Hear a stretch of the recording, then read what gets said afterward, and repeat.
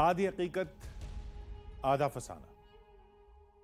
छत्तीसगढ़ में एक धाम है जिसके बारे में दावा किया जाता है कि वहां पौराणिक काल से ही भगवान विष्णु का निवास है और कलयुग में भी उनकी मौजूदगी के निशान मिलते हैं।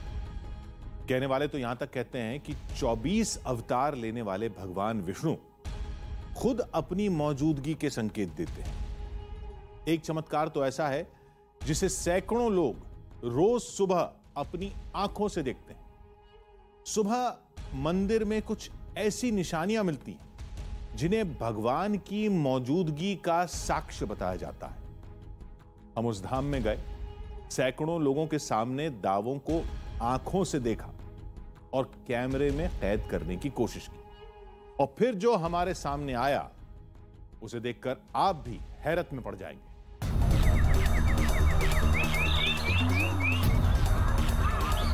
रास्ता भी मालूम था और मंजिल भी अनजान नहीं थी, लेकिन सफर का हर मोड़ एक बड़ा सवाल था। गुजरता हर पल हमें उस रहस्यमय मंदिर के करीब ले जा रहा था, लेकिन उस मंदिर से जुड़े दावे सैकड़ों सवाल पैदा कर रहे थे। आखिर क्या सच्चाई है उस धाम की? देवालय से जुड़ा दावा हकीकत है या फसाना? क्या उस देवालय में वाकई आज भी भगवान विष्णु का वास है जिनके निशान मिलने का दावा किया जाता है? भगवान जो है ग्रहण कर रहे हैं। इस बीच में दरवाजा जो है कुछ देर के लिए बंद है। थाल में जो है उंगलियों का निशान मिलता है कभी कभी।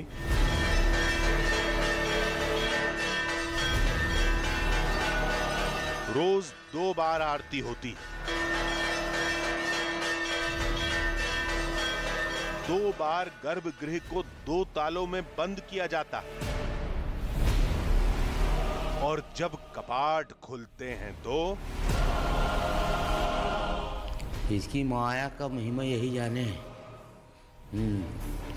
संसार में सबसे बड़े विश्व का स्वामी है। शुक्लांबरधरं विष्णुं। कहते हैं उस धाम में ये चमत्कार युगों से हो रहा है। खुद विष्णु भगवान अपनी मौजूदगी के निशान एक नहीं 2 बार छोड़ जाते हैं। उसका चमत्कार देखे यही कि उसके हाथ का ऐसा पहचान देखे, निशान देखे। इस दावे की पड़ताल में हमें 1 नहीं 2 नहीं कई चुनौतियों का सामना करना पड़ा। इसके लिए हमें दिल्ली से करीब 1300 किलोमीटर दूर रायपुर के राजिम के राजीव लोचन विष्णु मंदिर तक का सफर करना पड़ा।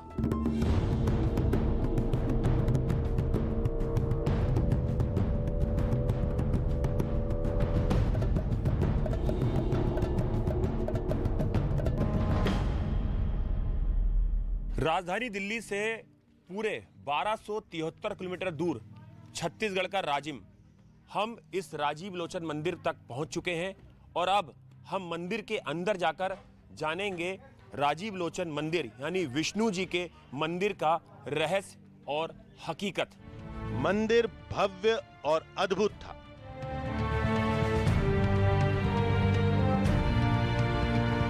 हमने पहले पूरा मंदिर देखा, हर कोने को जांचा और परखा, कई लोगों से बात की, लेकिन इस मंदिर से जुड़ा हमें कोई भी पौराणिक तथ्य नहीं मिला सिवाय एक कहानी के। सदियों पहले राजिम को कमल क्षेत्र पद्मावतीपुरी के नाम से पुकारा जाता था। इस नगरी में उस वक्त क्षत्रिय राजा रत्नाकर राज करते थे, जो भगवान विष्णु के परम भक्त थे। रत्नाकर ने इस नगरी की सुख समृद्धि के लिए 100 यज्ञ करने का प्रण लिया था, लेकिन 99 यज्ञ तो पूरी तरह सफल हुए। 100वें यज्ञ में राक्षसों ने विघ्न डालना शुरू कर दिया, जिसके बाद रत्नाकर ने भगवान विष्णु का स्मरण किया और खुद भगवान विष्णु प्रकट हुए और उन्होंने 100वां यज्ञ संपन्न कराया। जिसके बाद भगवान विष्णु ने राजा रत्नाकर से वरदान मांगने को कहा और उसके बाद राजा रत्नाकर ने भगवान विष्णु से ये वरदान मांगा कि आप सदा सदा के लिए इस राजिम नगरी में विराजमान रहे और यहाँ के लोगों की सुख समृद्धि का केंद्र बने। इन कहानियों में हमारी कोई दिलचस्पी नहीं थी। हमें तो इन कहानियों में एक ऐसे सिरे की तलाश थी जो मंदिर से जुड़े रहस्य को सुलझाने में मदद करे, लेकिन चमत्कार की कथाओं के अलावा कुछ नहीं मिला। ये भगवान राजीव लोचन जी रात्रि में जब शयन का उनका बिस्तर लगता है, सवेरे जब मंदिर खुलता है, पुजारी भी देखे हैं, हम भी देखे हैं, बिस्तर बिखरा हुआ नजर आता है। दावे के मुताबिक भगवान विष्णु की दोपहर की आरती से पहले भोग लगता है। कहते हैं भगवान वो भोग अपने हाथों से ग्रहण करते हैं, जिसके निशान भी मिलते हैं। इसके बारे में हमें किसी ने नहीं बताया था। तब तक भोग का समय हो चुका था, लिहाजा हम तेजी से गर्भगृह की तरफ बढ़े। अंदर गर्भगृह में भगवान विष्णु की अद्भुत प्रतिमा थी। मंदिर में दोपहर की आरती और भोग लगाने की तैयारी शुरू हो चुकी थी। दोपहर के 12:30 बज चुके हैं और इस वक्त जो राजीव लोचन है भगवान विष्णु, उनकी जो मध्याह्न आरती है वो चंद सेकंड में शुरू होने वाली है। उसके बाद बाकायदा यहाँ पर जो भगवान विष्णु है उनका शयन कक्ष यहाँ पर तैयार होगा। उनके लिए शयन यहाँ पर लगाया जाएगा, जो बिस्तर है, और उसके बाद वो यहाँ पर विश्राम करने चले जाएंगे। आरती के बाद भोग लगेगा। दावा है कि उसी भोग की थाली में विष्णु देव के हाथ के निशान मिलते हैं। फिर भोग के थाल को ढककर भगवान विष्णु के सामने परोसा गया। फिर कपाट बंद कर दिए गए। लोगों में मान्यता है कि अंदर रखे भोग को भगवान अपने हाथों से ग्रहण करते हैं, जिससे जुड़े निशान बाद में दिखाई देंगे। लोग खड़े होकर कपाट खुलने का इंतजार कर रहे थे। थोड़ी देर बाद मंदिर का कर्मचारी अंदर गया। कुछ देर तक दरवाजा बंद रहा। फिर भोग का थाल लेकर वही कर्मचारी बाहर निकला। हम थाल के निशान को देखना चाहते थे। ये दिखा देना, अविनाश जी थोड़ा दिखा सकते हैं? लेकिन हमें मना कर दिया गया। लेकिन हमें उन निशानों को देखना था जिनके बारे में दावा किया जाता है। हम पीछे पीछे रसोई घर तक चले गए, जहां भोग का प्रसाद रखा जाता है। वहां हमने उस थाल को सामने निकाल कर देखा। उसमें वाकई फूल गिरे थे, जैसा पुजारी ने दावा किया था। चावलों पर कुछ निशान थे, लेकिन देखने से समझ में नहीं आ रहा था। लेकिन हमें इन फूलों और निशानों पर भरोसा नहीं था, क्योंकि भोग का थाल कपड़े से ढककर अंदर रखा गया था और अंदर कई पुजारी भी थे। बाहर निकालते समय भी थाल ढका था। ऐसे में कैसे माना जाए कि ये फूल और निशान पहले नहीं थे? हम फिर अंदर आ गए, जहां विष्णु देव के दोपहर के शयन की तैयारी शुरू होने वाली थी। ये हमारी पड़ताल का पहला हिस्सा था। अब मध्याह्न आरती समाप्त हो गया और भगवान का शयन होगा। 2-2.5 घंटे विश्राम करेंगे। उसमें क्या होता है? विश्राम में बिस्तर लगा रहता है, भगवान स्वयं लेटते हैं, ऐसे भावना है, और हम लोग बाहर से लाभ करके चले जाते हैं। दावा यही था कि दोपहर और रात के शयन के बाद इस बिस्तर पर सिलवटें रहती हैं, तकिए बिखरे रहते हैं। आज शाम को भी ऐसे निशान मिलेंगे, ऐसा दावा किया जा रहा था। बिस्तर लगाने के बाद गर्भगृह को बंद कर दिया गया।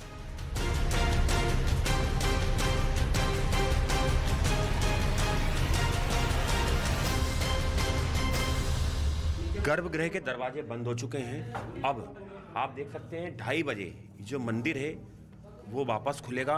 उसका गर्भगृह, ये दरवाजा है लकड़ी का, उसमें ये ताला बाकायदा लगा दिया गया है। जो मुख्य पुजारी जी हैं उनके पास इस ताले की चाबी है, आप देख सकते हैं। अब यहाँ पर जो भगवान विष्णु है वो विश्राम कर रहे हैं। पुजारी जी ये बताइए, अब क्या अंदर भगवान विष्णु आके विश्राम करते हैं? हाँ, ऐसी भावना है कि भगवान जो है उसमें स्वयं शयन करते हैं। लक्ष्मी माता और योग माया माता साथ में उनकी सेवा करते रहती है, ऐसा भावना है हम लोगों को। कपाट को बंद करके पुजारी के साथ सभी लोग वहां से चले गए। गर्भगृह के दरवाजे पर ताला लगा था। अब इंतजार था 2:30 बजने का, जब कपाट को खोला जाएगा और वही दिखेगा जिसका दावा किया जाता है। गर्भगृह के दरवाजे बंद हो चुके हैं और अब भगवान विष्णु जो हैं वो मां लक्ष्मी के साथ अंदर विश्राम कर रहे हैं। ये लोगों की आस्था है और लोग, यहाँ के जो लोग हैं वो ऐसा मानते हैं कि ये हकीकत है, कोई फसाना नहीं है, कोई अंधविश्वास नहीं है। यहाँ के लोगों का कहना है कि इस गर्भगृह के अंदर भगवान खुद आकर यहाँ पर विश्राम करते हैं, इसलिए बाकायदा उनके लिए यहाँ पर जो शयन है वो यहाँ पर लगाया जाता है, बाकायदा जो बिस्तर है वो यहाँ पर सजाया जाता है। और अभी आप देख सकते हैं दरवाजे बंद हैं, उन पर ताला लगा हुआ है, लेकिन 2:30 बजे जब भगवान विष्णु विश्राम करके जागेंगे तो ये जो पट है मंदिर के, ये एक बार फिर से खोल दिए जाएंगे। फिर मुख्य दरवाजे को भी बंद कर दिया गया। अब हमें भी 2:30 बजने का इंतजार था। हम भी उस चमत्कार को आंखों से देखना चाहते थे, कैमरे में कैद करना चाहते थे। और जब गर्भगृह के कपाट खुले तो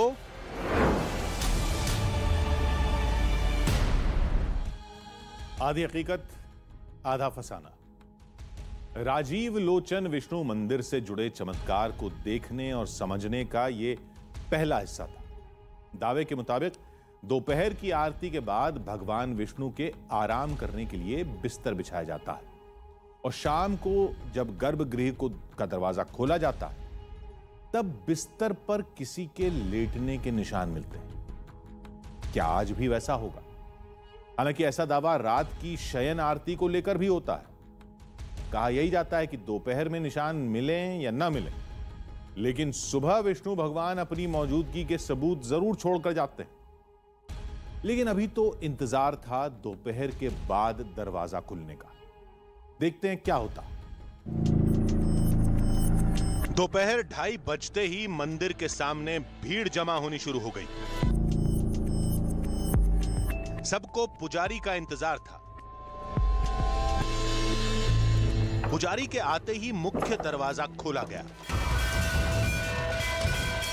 घंटियों की टंकार के बीच पुजारी और दूसरे लोग गर्भगृह की तरफ बढ़े।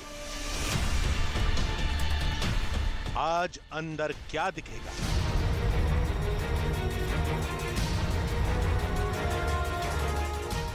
क्या बिस्तर पर सिलवटें पड़ी होंगी? क्या तकिए गिरे होंगे? पहले दरवाजा खुला, फिर पर्दा हटा और अब हमारे सामने जो तस्वीर थी उसे देखकर हम चौंक गए।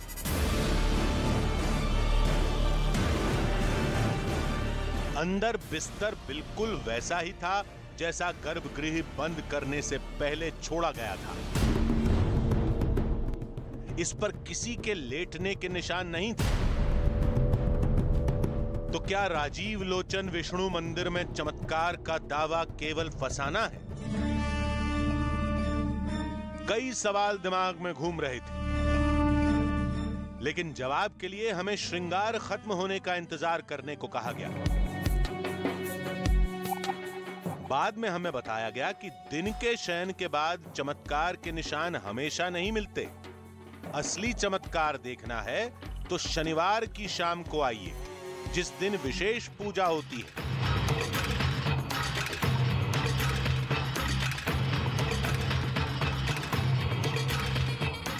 शनिवार और को जो है इनमें तिल्ली का तेल कच्चा वाला जो है ना पेराई करके सीधा निकाला रहता है, गया रहता है, उसी को जो है भगवान में लगाया जाता है। तो वो जो है बहता नहीं है। एक तो उन्हें के शरीर में ही लगा रहता है, दूसरा जो है जब हम लोग रात में शनिवार के दिन बंद करके जाते हैं, उनका बिस्तर लगा रहता है, तो बिस्तर में यदा कदा कभी कभी हम लोगों को निशान तेल लगने का मिलता है। रात में जैसे बिस्तर में सोते हैं तो जैसे सलवटे में पड़ा रहता है ना, आदमी उठता है तो वैसी जो है बिस्तर कभी कभी सलवटे पड़ा हुआ, उसमें मोड़ माड़ पड़ा हुआ दिखता है कि कोई अभी सो के उठे। संयोग से हम शनिवार के दिन ही पहुंचे थे और आज ही के दिन रात में वो विशेष पूजा होनी थी जिसमें भगवान विष्णु की प्रतिमा की तेल से मालिश होती है। बिस्तर लगाकर गर्भगृह को बंद कर दिया जाता है और सुबह सिलवटों के साथ तकिए या फिर चादरों पर तेल के निशान भी मिलते हैं।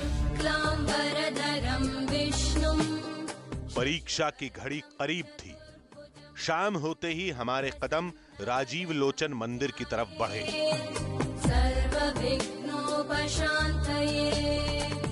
शयन आरती रात 8:30 बजे होती है। हमें उसका ही इंतजार था। थोड़ी देर बाद हम गर्भगृह में पहुंचे जहां शयन आरती की तैयारी शुरू हो गई थी। रात के ठीक 8:30 बज चुके हैं और भगवान विष्णु की जो शयन आरती है उसकी तैयारियां शुरू हो चुकी हैं। चंद क्षणों में ये आरती शुरू हो जाएगी और उसके बाद भगवान विष्णु को तिल का तेल लगाने का काम शुरू होगा।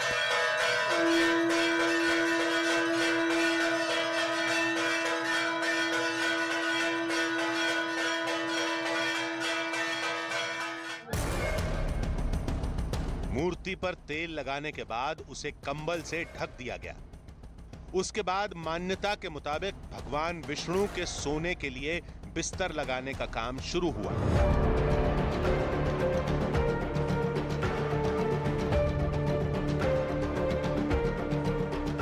गद्दे और चादरों को ऐसे बिछाया जा रहा था मानो वाकई यहां कोई सोने वाला है।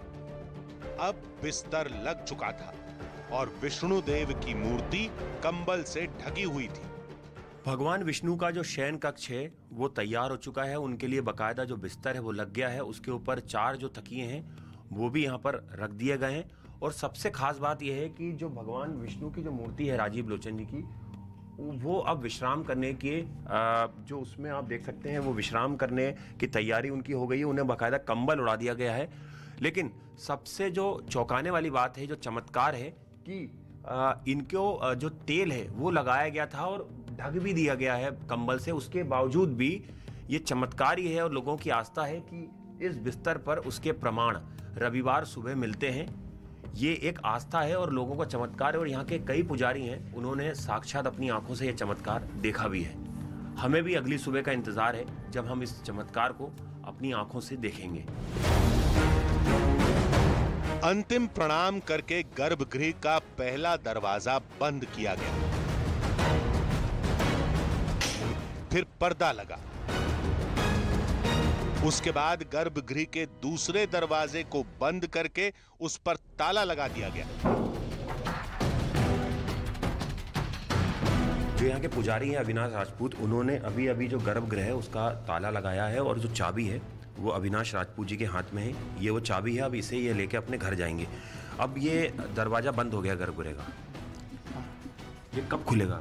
सुबह 4:30 बजे प्रातः खुलेगा। आपने देखे हैं चमत्कार कभी? मैंने 1-2 बार देखा।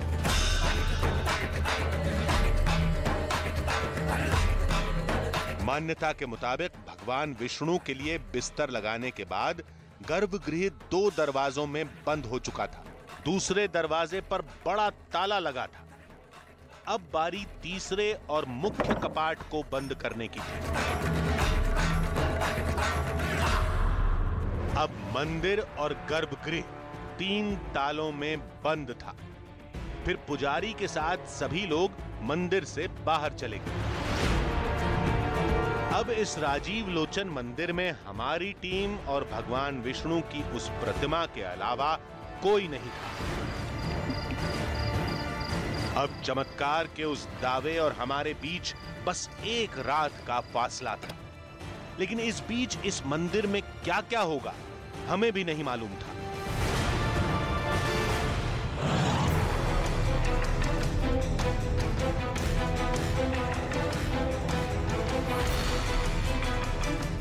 सूरज निकलने में अभी 6 घंटे बाकी थे और ये 6 घंटे हमें इस सुनसान मंदिर में गुजारने थे। कहते हैं रात में किसी मंदिर में नहीं रुकते, अनहोनी का डर रहता है। लेकिन इन बातों को दरकिनार कर हमने राजीव लोचन मंदिर में ही रात गुजारने का फैसला लिया। राजीव लोचन मंदिर बंद हो चुका है और तमाम लोग यहाँ से जो हैं वो अपने घर की तरफ जा चुके हैं। जो पुजारी थे वो भी अपने घर चले गए हैं।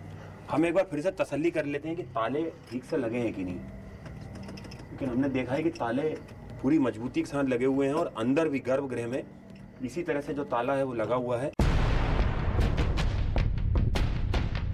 अब ये ताला सुबह 4:30 बजे मंदिर के पुजारी के सामने ही खुलेगा। अंदर गर्भगृह के दोनों दरवाजों के साथ मंदिर के मुख्य दरवाजे पर ताला लगा था और चाबी पुजारी के पास थी, जो घर जा चुके थे। मंदिर के अंदर कैद होकर हम सुबह होने का इंतजार करने लगे। रात भर हम मंदिर के अंदर जांच परख करते रहे। गर्भगृह में जाने का शायद कोई दूसरा रास्ता हो। थोड़ी देर बाद हम आश्वस्त हो गए कि राजीव लोचन मंदिर में ऐसा कोई गुप्त रास्ता नहीं है। ये सब देखते समझते भोर हो गई। सुबह 4:30 बजते ही एक पुजारी मंदिर पहुंचे। पड़ताल के नतीजे का वक्त हो चुका था। गर्भगृह का पहला यानी मुख्य दरवाजा खुला। अब बारी दूसरे कपाट के खुलने की थी।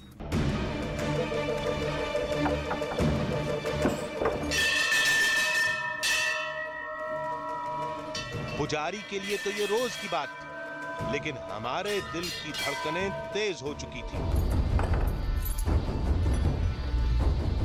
चमत्कार के दावे की हकीकत और हमारे बीच महज एक पर्दा और जाली के दरवाजे का फासला रह गया था। और जब पर्दा हटा और गर्भगृह का अंतिम दरवाजा खुला तो हमारी आंखें फटी की फटी रह गईं।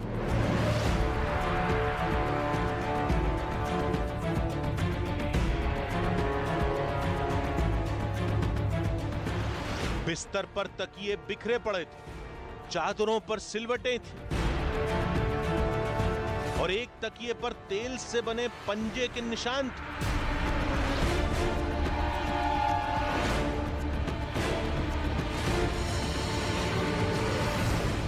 ये सब कुछ वैसा ही था जैसे चमत्कार का दावा किया गया था। हमें तो बिल्कुल भी विश्वास नहीं हो रहा था, लेकिन आंखों के सामने जो था हम उसे नकार भी नहीं सकते थे। गर्भगृह रात भर 3 दरवाजों में बंद था। बाहर हम खुद पहरा दे रहे थे। मंदिर में हमारे सिवा कोई नहीं था। गर्भगृह में जाने का कोई दूसरा रास्ता भी नहीं था। फिर बिस्तर पर यह बदलाव आए तो कैसे? शनिवार की रात जब इस शयन कक्ष को बंद किया जा रहा था, तब हमने यहां एक एक चीज को गौर से देखा था। हर एंगल से कैमरे में कैद किया था। सोचा था न जाने कौन सी तस्वीर हमें चौंका दे। लेकिन सुबह तो यहां का पूरा नजारा ही बदला था। ऐसा हुआ तो कैसे हुआ? राजीव लोचन विष्णु मंदिर के पुजारी ने तो इसे हमेशा की तरह चमत्कार ही बताया, लेकिन हम इस चमत्कार को नहीं मानते। फिर मंदिर में जो दिखा उसे क्या माना जाए?